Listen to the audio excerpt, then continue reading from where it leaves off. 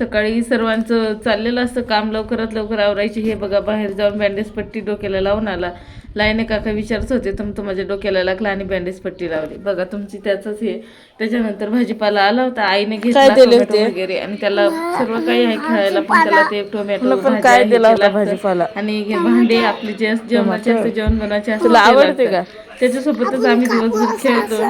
त्यानंतर मग हे झालं, शाळेत जातो म्हणला बिना आंघोळीचा आणि बहिणाबाईची हेडफोन काय सोडतच नव्हता तो. म्हटलं जाऊ दे, तो काय ऐकतच नाही. उडदाची डाळ बनवायची होती, तेच घेऊन मी बाहेर आली ते निसायला.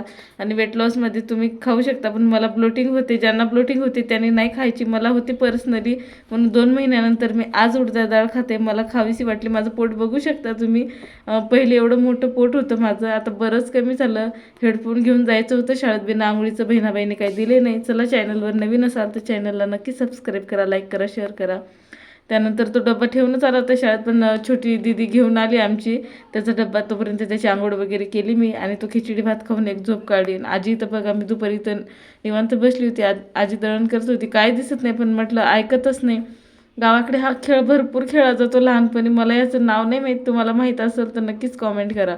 आणि बाबूला बघा मामाचे लाड किती, फेप्सी पण घेऊन आला. त्यानंतर आम्ही खांद्याची पावरी पण खेळलो थोडा वेळ. बघा नाही जमत एवढं, पण अजून जास्त जमेल मोठं झालं, कारण की आम्ही खांदेशी आहे ना म्हणून.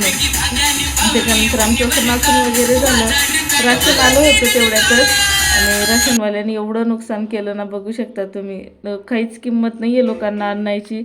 एवढी मका आणि तांदूळ खूप त्यांनी घाण करून ठेवलं, जिथं तिथं सांडून ठेवलं. पप्पा आले होते आणि पप्पा सांगत होते, एक टोपलं तर भरून ठेवलं होतं आणि परत होतं, मग ते भरून घेतलं. आणि इकडं आली होती आत्याची मुलगीचं, चालू होतं चारोळ्याचं हे काढणं, म्हणजे तिला वाळवायच्या होत्या कानोले बनवण्यासाठी.